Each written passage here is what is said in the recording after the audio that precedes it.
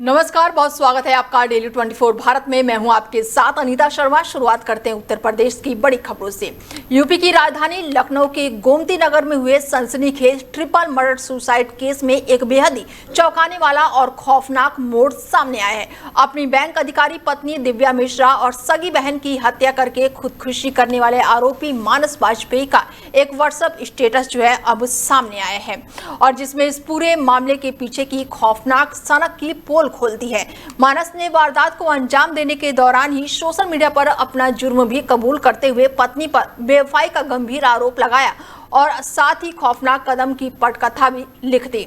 Gomti Nagar police और forensic team ने इस व्हाट्सएप स्टेटस और call detail recorder CCTV footage को अपनी जांच के मुख्य हिस्सा बना लिया है। पुलिस ये पता लगा रही है कि स्टेटस किस समय पोस्ट किया गया था और क्या इस पूरे घटनाक्रम में कोई अन्य पहलू भी शामिल है।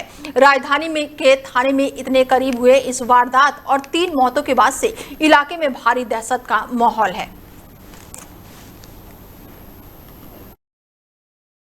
आज दिनांक 30 अगस्त 2026 को लगभग 12:15 बजे थाना गोमती नगर को सूचना प्राप्त हुई कि ये जो आईसीआई बैंक है मिठाई वाला चौराहे के पास, उसमें एक बैंक कर्मचारी को उसके पति ने गोली मारी। तो तत्काल पुलिस मौके पे पहुंची, महिला को हॉस्पिटल पहुंचाया गया, उसकी मृत्यु हो चुकी है। और उसके साथ जो साथ में कर्मचारी थे महिला के साथ, उन्होंने बताया कि उसके पति ही था। उन्होंने आइडेंटिफाई किया है और पति द्वारा ये गोली मारी गई। महिला का क्या नाम है और आरोपी पति का क्या नाम है? महिला का नाम दिव्या मिश्रा है और पति का जो है अभी हम तहकीकात कर रहे हैं। वजह क्या रही सर? वजह क्या रही? यहाँ जो उनके साथ कर्मचारी है उनका कहना है कि पति पत्नी के बीच में विवाद था। पुराना कोई विवाद चल रहा है? कहाँ से आया था सर? किस चीज से गोली मारी? कोई अवैध हथियार, पिस्टल थी, क्या था? ये तो अभी मिलने के बाद ही पता चलेगा। ऑटो से आया था, ऐसा इनका प्रत्यक्षदर्शियों का कहना है। कितनी गोली मारी गई सर? अभी तक तो कंफर्म नहीं हुआ, अभी मेडिकल और पीएम में ये होगा। अभी तो सर पे चोट के कारण जो है अभी प्रथम दृष्टया वही प्रतीत हो रहा है। कहाँ की रहने वाली है सर महिला, और महिला यहाँ पे किस पद पे थी? महिला रिलेशनशिप मैनेजर थी और रहने वाली लखनऊ की है। ये पता चल पाया कि मेन सा विवाद क्या है, और ये पति कैसे यहाँ पे पहुंचा था सर? अपनी कार से, बाइक से, ऑटो से? प्रत्यक्षदर्शी द्वारा ऑटो से बताया गया है। बाकी जो है कि विवाद क्या था वो अभी नहीं पता चला है।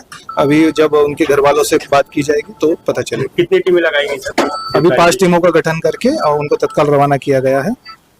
कोई सीसीटीवी आए सर जिसमें घटना का? अभी वो सब देख रहे हैं कोई, और यहाँ जो आसपास काफी लगे हैं तो इसी में दिखवाया जा रहा है। रहने वाले लखनऊ के तो महिला का लखनऊ का मिला है, पति के बारे में अभी तस्दीक कर रहे हैं, वो भी Lucknow. Thank you sir.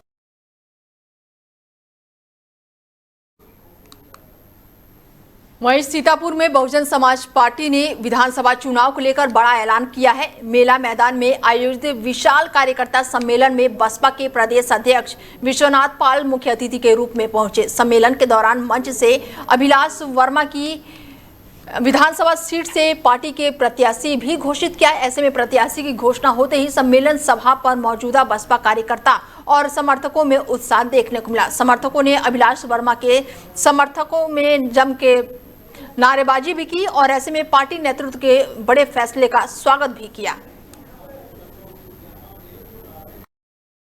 Bahujan Samaj party daily प्रतिदिन, अभी आकाश आनंद जी का कार्यक्रम हुआ, माननीय जो हमारे राष्ट्रीय संयोजक साहब हैं उनका कार्यक्रम हुआ, 25 को फिर उनका कार्यक्रम लगा है, और लगातार बहुजन समाज पार्टी अपने प्रत्याशियों घोषित कर रही है। और जो उत्तर प्रदेश की आम जनता जो बहुजन समाज पार्टी को बनाना चाहती, आज भी आपने देखा एक विधानसभा की भीड़ थी, लेकिन जितनी अपार भीड़ इकट्ठा हुई है उससे सिद्ध हो रहा है कि आने वाले समय में बहुजन समाज पार्टी के प्रत्याशी जो यहाँ की हमारे अभिलाषा वर्मा जी हैं कि भारी वोटों जीत करके जाने का काम करें। आपने अरे भाई आप लोग खुद ही समझ जाओ, इस तरह तमाम लोग हैं जो नीला झंडा लेकर के दौड़ने का काम करते हैं, जबकि माननीय मसीहा कांशीराम साहब ने कहा था कि जिस झंडे में हाथी होगा ये समझ लेना कि माननीय कांशीराम साहब आ गए। और कांशीराम साहब की ही बनाई हुई पार्टी है जिसको लेकर के माननीय बहन जी चल रही हैं, और हम सभी लोग बहन जी के साथ है। आज सर्व समाज का व्यक्ति, चाहे वो ब्राह्मण हो, क्षत्रिय हो, वैश्य हो, पिछड़ा हो, मुस्लिम हो, एससी हो, एसटी हो, हर समाज के लोग माननीय बहन जी की तरफ एक आशावादी निगाहों से देख रहे हैं, क्योंकि उत्तर प्रदेश में बहन जी की सरकार थी 7 से 12 तक, 12-17 तक समाजवादी की थी और 17 से अब तक भाजपा की है। अगर तीनों सरकारों की तुलना की जाएगी तो नंबर 1 पर बीएसपी आपको दिखाई पड़ेगी, चाहे कानून के नाम पर, शिक्षा के नाम पर, नौकरियों के नाम पर। तो आज उत्तर प्रदेश की आम जनता फिर से मान्या बहन जी की सरकार बनाना चाहती है। सर आखिरी सवाल है मेरा, मिश्रिख में सुरक्षित सीट है हाँ ठीक है। और एक दलित कार्यकर्ता भाजपा में जुड़ा हुआ है मिश्रिख का, हाँ। उसकी होल्डिंग तोड़ दी गई और कुचल दी गई बुलडोजर से, इस पर सर क्या कहें? नहीं, चाहे जिस दल में कोई जुड़ा हो, अगर कोई व्यक्ति अपनी होल्डिंग लगा रहा है तो किसी भी व्यक्ति की होल्डिंग किसी को नहीं तोड़ना चाहिए। और अगर किसी भी व्यक्ति ने इस तरीके गुंडई करने का काम किया है तो उसके ऊपर कार्रवाई होनी चाहिए। जनपद सीतापुर लगातार कहीं न कहीं एक बसपा का एक कैंडिडेट जीता होता है।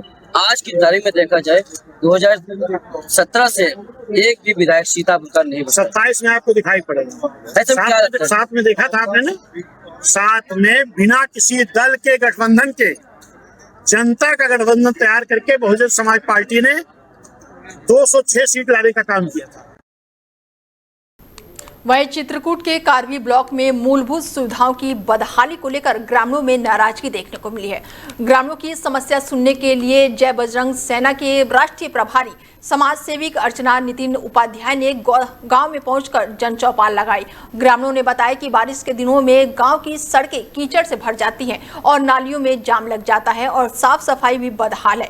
गांव में लगी कई स्ट्रीट लाइटें सालों से खराब पड़ी है, जबकि सड़कें जगह जगह उखड़ी हुई हैं। ग्रामीणों का आरोप है कि गांव में शिक्षा और स्वास्थ्य जैसी मूलभूत सुविधाओं का भी अभाव है। उन्होंने कहा कि आने वाले चुनाव में जाति के बजाय विकास के मुद्दों पर मतदान करना चाहिए, इससे गांव के विकास को गति मिल सकती है। वहीं सहारनपुर क्षेत्र में शराब ठेके के सेल्समैन लोकेश हत्याकांड का पुलिस ने बड़ा खुलासा करते हुए 5 आरोपियों को गिरफ्तार किया है। पुलिस के मुताबिक आरोपियों ने लूट के इरादे से लोकेश की रैकी की थी और उन्हें शक था कि ठेके से घर लौटते समय उसके लाल रंग के बटुए में बैग में शराब बिक्री के रुपए होते हैं। और पुलिस के अनुसार लोकेश रोजाना रात करीब 10 बजे अकेले घर लौटता था और वारदात के दौरान उसने आरोपियों से एक की पहचान लिया था और पुलिस से शिकायत करने की बात कही थी, जिसके बाद से पुलिस ने अब बड़ी कार्रवाई करते हुए आखिरकार हत्या का खुलासा कर दिया है। थाना क्षेत्र में क्या पूरा मामला है जिसका खुलासा किया जा रहा है? 5 गिरफ्तार किए गए हैं। इस तरीके से लोगों ने घटना को अंजाम दिया था। योजना कैसे? देखिए 15 अगस्त 2026 को सुबह थाना नागल में एक व्यक्ति का शव बरामद हुआ था जिसका नाम लोकेश था। वह शराब के ठेके पर सेल्समैन का काम करता था। पुलिस द्वारा तत्काल मौके पर पहुंचकर शव को पोस्टमार्टम के लिए भिजवाया गया, जिसमें उसकी मृत्यु का कारण जो है वो डूबने से आया। तो पुलिस तभी से इस मामले की तह तक जाने के लिए हमने सभी टीमें थाना स्तर की स्वाट सर्विलांस की टीमें लगी हुई थी। तो जब हमारी टीमों द्वारा इसमें जांच पड़ताल की गई तो जानकारी हुई कि कुछ व्यक्ति इनका मोटरसाइकिल से पीछा कर रहे थे जस्ट बिफोर इनकी डेथ के। तो पुलिस को इस बारे में शक हुआ। जब उस मामले को और खंगाला गया तो ये जानकारी हुई कि 5 व्यक्ति, एक राहुल उर्फ राज सिंह, विकास पुत्र जैन सिंह, रामधारी पुत्र धर्मपाल, विशाल पुत्र राजकुमार और विकास पुत्र किरण सिंह, ये लोग कई दिनों से इस फिराक में थे क्योंकि यह व्यक्ति शराब के ठेके पर सेल्समैन का काम करता था। तो क्लोजिंग के समय काफी कैश इसके पास होता था। तो ये लोग उसके साथ डकैती की फिराक में थे। उस दिन भी यही हुआ। जब ये शराब के ठेके से शराब का ठेका बंद करके निकला तो ये 5 व्यक्ति उसके पीछे लग लिए। उसके बाद इन्होंने उसको कन्फ्रंट किया। कन्फ्रंटेशन में जब अग्रेसिव हुए तो उन्होंने डकैती वहीं जेल में बंद सपा नेता आजम खान की जौहर यूनिवर्सिटी पर बुधवार सुबह ईडी ने छापेमारी की। करीब सुबह 7 बजे 3 गाड़ियों से पहुंचे लगभग 15 अधिकारियों की टीम यूनिवर्सिटी परिसर में दस्तावेजों और अन्य रिकॉर्ड खंगाल रही है। ऐसे में कार्रवाई के दौरान यूनिवर्सिटी के बाहर सुरक्षा बल तैनात रहा। बताया जा रहा है कि ईडी की टीम रामपुर, सहारनपुर और दिल्ली समेत करीब 10 ठिकानों पर एक साथ कार्रवाई कर रही थी और ये परिसर आजम खान और मौलाना मोहम्मद अली जौहर ट्रस्ट से जुड़ा हुआ बताया जा रहा है। कार्रवाई कथित मनी लॉन्ड्रिंग मामले की जांच के सिलसिले में हो रही है।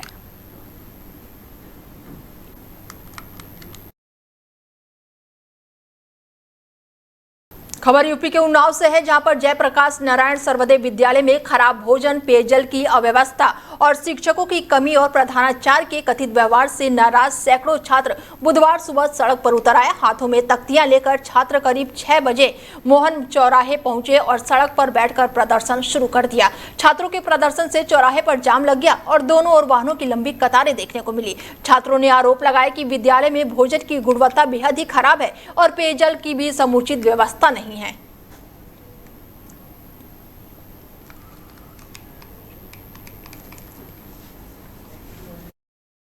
वहीं यूपी के बदायूं में लगातार बारिश और डैम से छोड़े जा रहे पानी के चलते गंगा नदी का जलस्तर लगातार बढ़ने से दातागंज तहसील क्षेत्र में बाढ़ और कटान ने ग्रामीणों की मुश्किलें बढ़ा दी है। कदम नगला गांव में तेज कटान के चलते जूनियर हाई स्कूल समेत करीब 200 बीघा कृषि भूमि गंगा में समा गई है। नदी अब तक करीब आधा दर्जन घरों को भी अपने चपेट में ले चुकी है। भयभीत ग्रामीण घरों में सामान निकालकर सुरक्षित जगहों की ओर जाने को मजबूर है।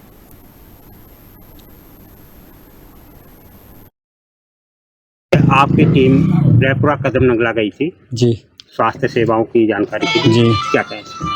मैं डॉक्टर हिमांशु CSU सावा से। आज हम अपनी टीम के साथ वहाँ पे गए थे, बाढ़ क्षेत्र कदम नगला और रायपुरा में। वहाँ पे क्योंकि जो मरीज हैं वहाँ पे वो आ नहीं पा रहे हैं, इसी वजह से हम वहाँ पे जाके उनकी जानकारी ली, उनकी स्वास्थ्य के देखा, जो भी उनके स्वास्थ्य में दिक्कत थी उसके समाधान के लिए हमने उनको दवाई वितरण करी है। हमने क्या स्थिति है वहाँ पर? बाढ़ की स्थिति तो वहाँ पे काफ़ी ख़राब है, जगह जगह पानी भरा हुआ है। बाकी हमने उनको आश्वासन दिया है कि आगे भी हम दवाई देने के लिए आते रहेंगे। हाँ, ऐसे में गंदगी और जलभराव की वजह से वहाँ पर रोगों की संभावना है। काफ़ी ज़्यादा संभावना है, क्योंकि जगह जगह पानी भरा हुआ है, इससे मच्छर भी बहुत होंगे और स्किन डिसीज़ भी काफ़ी बच्चों को होगी इस तरह से। वहीं ललितपुर में हरजन बस्ती और टंकी मोहल्ले के ग्रामीणों ने शमशान घाट निर्माण की मांग को लेकर जिलाधिकारी को प्रार्थना पत्र सौंपा है और ग्रामीणों के मुताबिक मोहल्ले में करीब 3 से 4 हजार की आबादी है, लेकिन आसपास कोई भी शमशान घाट नहीं है। वर्तमान शमशान घाट काफी दूर होने के कारण अंतिम संस्कार के दौरान लोगों को काफी परेशानी का सामना करना पड़ता है। ग्रामीणों का कहना है कि भूमि मोहल्ले के नजदीक होने के कारण वो शमशान घाट का निर्माण कराया जाना चाहिए। ऐसे में ग्रामीणों ने जिलाधिकारी से भूमि पर शमशान घाट बनवाने की मांग की है।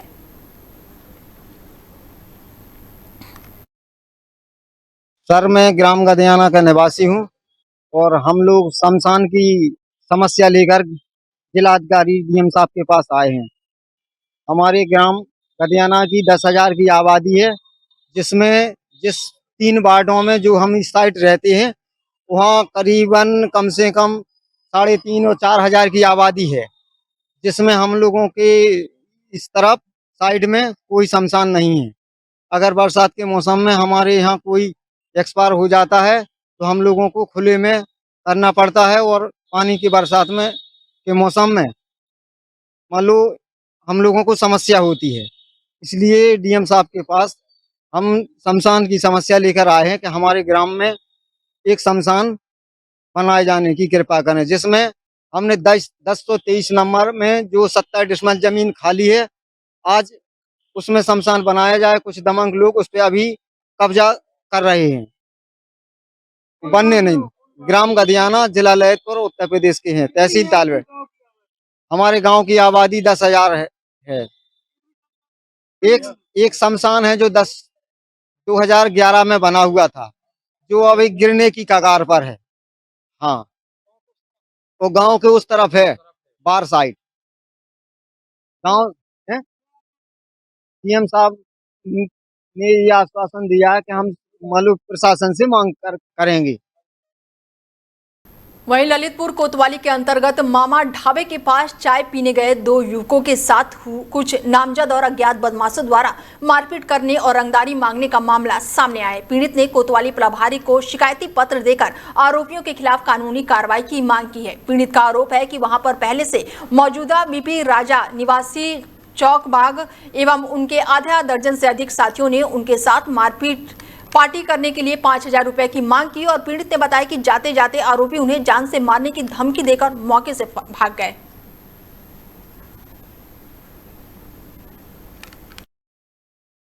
बबलू कुरैशी कहाँ के निवासी है? झांसी के सदन शाह। सदन साहब रहते हैं। क्या मामला हुआ, क्या घटना हुई? अरे हम गए अपने बच्चों को लेने। हमारे बच्चे ने फ़ोन लगाया कह रहा है जब मार रहा है बीबीसी मसोरा पे। हम पहुँचे, इतने में उन्होंने गोलियों की फायर कर दी, हमें मारा, हमारे लड़के को मारा, एक भतीजे को मारा है पीरोज को। किस बात को लेकर विवाद हुआ था? अपनी यहाँ वो तो दारू पी रहे थे, गुंडे हैं वो तो सर। उन्होंने बहुत मारा हम लोग को और हम पे कट्टा लगा के कहने लगा जो कहो कि तुम भैंसे ले आते चुरा के, कब दोगे? हमने कि हमने तब ले गए यार भाई साहब, तो हम देंगे भैंसे आपकी। तो उसकी बीबी सिंह ने बोला नहीं तो गोली मार देंगे, ऐसे ऐसा बोलो। तो हमने बोल दिया, नहीं तो हमें गोली मार दिया। कितने लोग थे लगभग? वो 9 लोग हैं। मोंटी है, बीबी सिंह है, चाली राजा है और उसके साथ हैं और 2 यादव। और कहाँ की घटना है? ये मसोरा की है, मम्मा चाय वाले की दुकान की। पुलिस को सूचना दी है? पुलिस को सूचना देने आए थाना कोतवाली में। वहीं मिर्जापुर में पूर्वांचल विकास परिषद के कार्यकर्ताओं ने राष्ट्रीय अध्यक्ष पंडित अमिताभ पांडे के नेतृत्व में विंध्याचल स्थित नगर विधायक पंडित रत्नाकर मिश्रा के आवास पहुंचकर उन्हें अंग वस्त्र भेंट किया और सम्मानित किया। कार्यकर्ताओं ने विधानसभा क्षेत्र में किए जा रहे सामाजिक कार्यों और सरकारी योजनाओं को जन जन तक पहुँचाने के प्रयासों की सराहना की। मुलाकात के बाद से राजनीतिक चर्चाएं भी अब तेज हो गई हैं। सियासी गलियारों में इसे आगामी चुनाव को लेकर महत्वपूर्ण संकेत के तौर पर देखा जा रहा है। चर्चा है कि पूर्वांचल विकास परिषद बीजेपी का दामन थाम सकती है।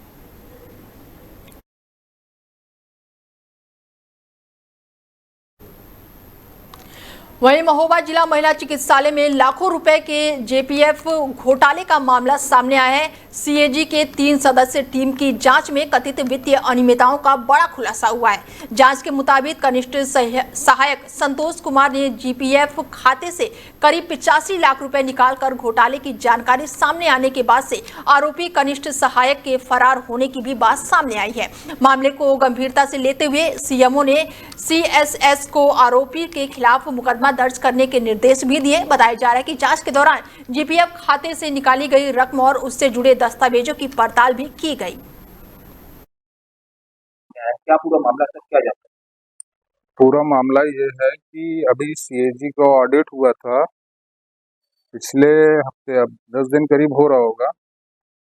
तो सीएजी ने ऑडिट में जीपीएफ में पैसे की निकासी को लेकर के कुछ तथ्य ऐसे उजागर किए हैं जिसमें ये पता चला है कि लगभग 85 लाख रुपए के आसपास का पैसा जो है वो जीपीएफ से निकाला गया है, जबकि अकाउंट में पैसा था ही नहीं उस व्यक्ति के, और वो व्यक्ति जिला अस्पताल में जीपीएफ ही देख रहा था। बाबू जो है वो जीपीएफ ही देख रहा था।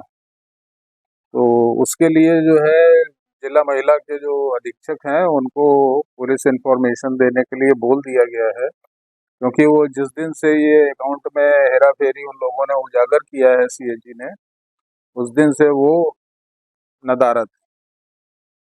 तो पुलिस एक बार उनको सामने लेकर के आएगी और इसके संबंध में सीएजी। वहीं लखनऊ में सावन के पावन महीने के तीसरे बुधवार को राजधानी लखनऊ के प्राचीन बुद्धेश्वर महादेव मंदिर में श्रद्धालुओं का सैलाब देखने को मिला। सुबह से ही हजारों की संख्या में शिव भक्त मंदिर पहुंचे और भगवान भोलेनाथ के दर्शन पूजन करके जल अभिषेक किया। श्रद्धालुओं को भारी भीड़ देखते हुए प्रशासन भी पूरी तरह से अलर्ट मोड पर आया और पुलिस बल की तैनाती के साथ श्रद्धालुओं की आवाजाही और दर्शन व्यवस्था को सुचारू बनाए रखने के लिए विशेष व्यवस्था की गई। मंदिर परिसर में लगातार श्रद्धालुओं की भीड़ बढ़ती रही। सावन के तीसरे बुधवार को बड़ी संख्या में भक्तों के पहुंचने से आसपास का क्षेत्र भी भक्तिमय नजर आया। नमस्कार, अभी हम मौजूद हैं राजधानी लखनऊ के बुद्धेश्वर महादेव मंदिर में। आपको बता दें सावन माह का पावन महीना चल रहा है और सावन का तीसरा बुधवार है। आपको बता दें बुद्धेश्वर महादेव मंदिर का जो है ये प्राचीन, बहुत ही ज्यादा प्राचीन मंदिर है। जो है हमारे साथ बात करने के लिए कुछ श्रद्धालु और सुरक्षा मंदिर परिसर में सुरक्षा में लगे कुछ पुलिसकर्मी बात में मौजूद है। भाई साहब, आप यहाँ पे जैसे कि ड्यूटी कर रहे हैं तो क्या कुछ दिक्कतें या समस्याएं कुछ ऐसी आ रही हैं जो आप यहाँ पे मैनेज कर रहे हैं? कोई दिक्कत नहीं आ रही, कोई समस्या नहीं आ रही है, सब ठीक है, सब महादेव की दुआएं है, महादेव का आशीर्वाद है, सब बढ़िया मजा आ रहा है। मजा आ रहा है एकदम। सावन का सोमवार, सावन का बुधवार, बुद्धेश्वर महादेव हो जाता है। हर हर महादेव। तो ये हमारे साथ जो है यहाँ पे जो सुरक्षा कर्मी लगे हुए हैं वो हमारे साथ में बात करने के लिए, और हमारे साथ बात करने के लिए यहाँ पे कुछ श्रद्धालु भी मौजूद हैं। मैम, क्या कुछ मंदिर की मान्यताएं हैं और सावन माह का इतना अच्छा महीना चल रहा है, क्या कुछ कहना चाहते हैं? बहुत अच्छा लग रहा है हमको भोलेनाथ के सावन में आने के लिए, बहुत अच्छा लग रहा है।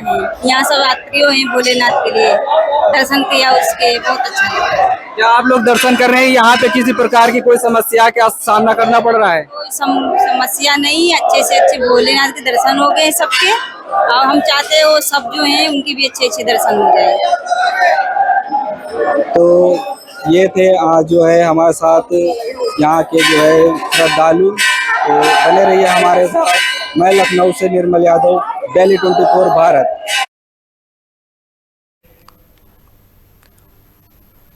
वहीं रामपुर के अजीतपुर इलाके में बारिश के पानी से उफनाए खुले नाले में गिरने से करीब 7 साल के एक बच्चे की मौत हो गई। बताया जा रहा है कि बच्चा स्कूल से घर लौट रहा था और तभी अचानक खुले नाले में गिर गया। सूचना मिलते ही परिजन और स्थानीय लोग करीब 2 घंटे तक तलाशी की। इसके बाद से बच्चे को बाहर निकाला गया, अस्पताल पहुंचाया गया, जहां पर डॉक्टरों ने उन्हें मृत घोषित कर दिया। बताया जा रहा है कि करीब 1 महीने पहले भी इसी इलाके में नाले में गिरने से 7 साल के बच्चे की मौत हुई थी। वहीं प्रयागराज के हांडिया थाना क्षेत्र में बुधवार को तेज रफ्तार बाइक अनियंत्रित होकर डिवाइडर से जा टकराई। हादसा जो है वो तिलकपुर गांव के सामने हुआ। बाइक पर सवार 2 युवक गंभीर रूप से घायल हो गए और दोनों प्रयागराज से जल लेकर काशी विश्वनाथ दर्शन के लिए जा रहे थे। घायलों को पहचान सुलेम सराय निवासी 35 साल के रूप में हुई है। ऐसे में 25 साल के अनिल भी इसमें घायल हुए हैं। फिलहाल पुलिस अब पूरे मामले की जाँच पड़ताल में जुटी हुई है। वहीं उन्नाव में प्रधानमंत्री नरेंद्र मोदी के हर घर तिरंगा हर मन तिरंगे की अपील के तहत उन्नाव के भगवंत नगर विधानसभा क्षेत्र में विशाल तिरंगा यात्रा निकाली गई। युवा बीजेपी नेता अविचल शुक्ला के नेतृत्व में आयोजित इस यात्रा में करीब 4 से 5 हजार लोगों ने हिस्सा लिया और बीघापुर के गांव से शुरू हुआ अचलगंज होते हुए ये इस आजाद स्मारक तक पहुंचा, जहां पर इसका समापन हुआ। करीब 35 से 40 किलोमीटर लंबी यात्रा में बड़ी संख्या में बाइक सवार मौजूद रहे। ये ऐसा है, हमारा पैसवाड़े क्षेत्र का जितना भी नौजवान है वो अपने देश के प्रति हमेशा से जिम्मेदार है, और जब जब तिरंगे और देश की बात होती है उन्हें न भुलाने की आवश्यकता पड़ती है। हमेशा से तिरंगे के सम्मान में इस धरती ने अपना खून बहाया। वहीं बलिया के नगर पंचायत बैरियर में सावन के अवसर पर समाज सेवी और सपा नेता विनोद सिंह ने श्रद्धालुओं के लिए सराहनीय पहल की। उन्होंने अपने निजी खर्च से 3 बसों की व्यवस्था करके क्षेत्र के सैकड़ों महिला और पुरुष श्रद्धालुओं को देवघर स्थित बाबा वैद्यनाथ धाम के दर्शन के लिए रवाना किया, जिसको लेकर श्रद्धालुओं में खासा उत्सव देखने को मिला। बड़ी संख्या में महिला और पुरुष श्रद्धालु भगवान भोलेनाथ के जयकारे लगाते हुए बाबा धाम के लिए रवाना हुए।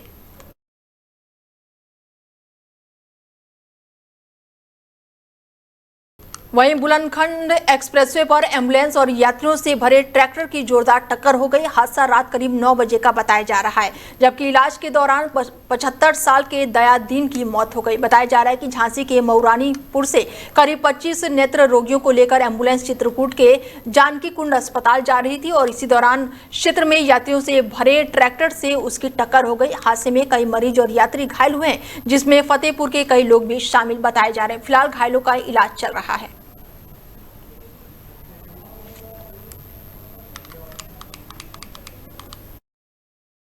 वहीं रामपुर में बजरंग दल के नेता का शव घर से 1 किलोमीटर दूर जंगल में पेड़ से लटका हुआ मिला। गांव वालों की सूचना पर घर वाले मौके पर पहुंचे। सूरज को समुदाय स्वास्थ्य केंद्र भी ले जाया गया, जहां पर डॉक्टरों ने उसे मृत घोषित कर दिया। सूरज के घर वालों ने अंतर्राष्ट्रीय हिंदू परिषद के जिला अध्यक्ष पर हत्या का आरोप लगाते हुए तुरंत गिरफ्तारी की मांग की। पुलिस ने सूरज की पत्नी की शिकायत पर अंतर्राष्ट्रीय हिंदू परिषद के जिला अध्यक्ष के खिलाफ केस दर्ज करके तलाशी शुरू कर दी है।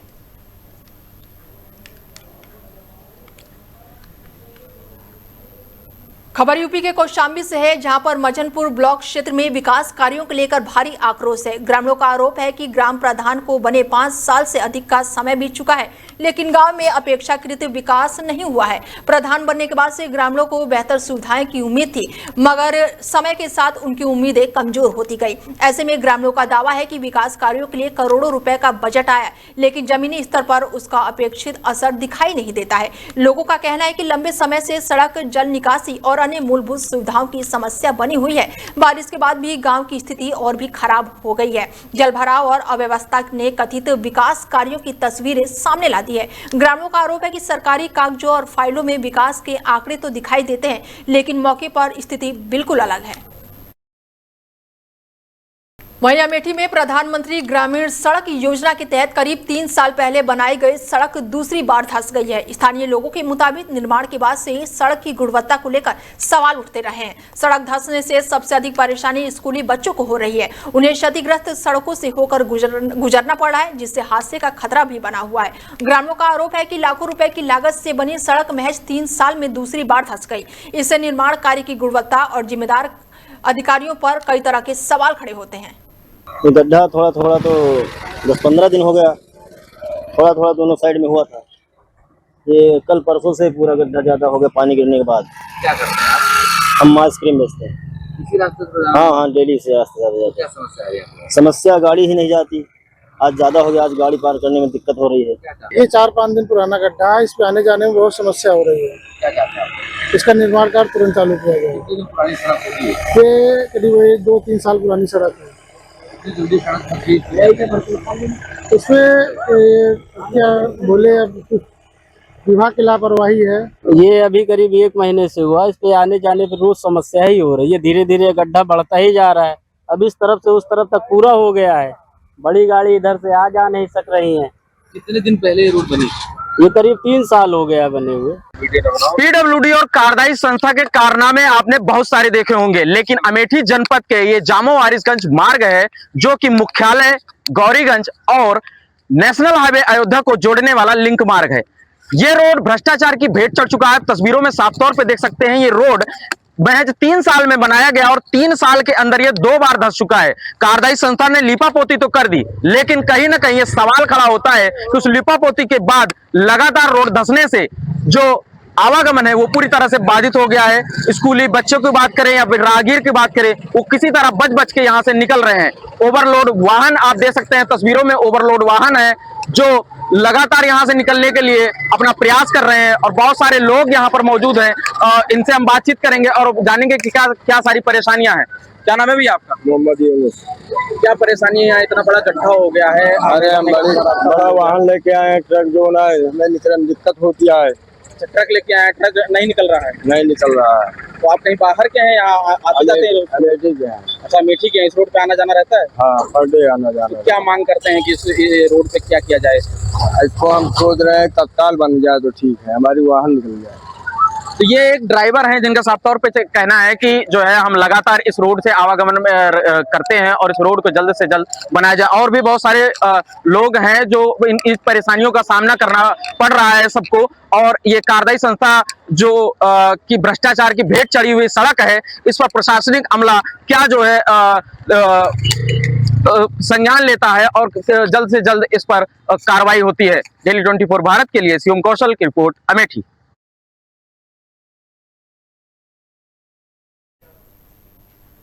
फिलहाल बुलेटिन में मेरे साथ इतना ही। दीजिए इजाजत, नमस्कार।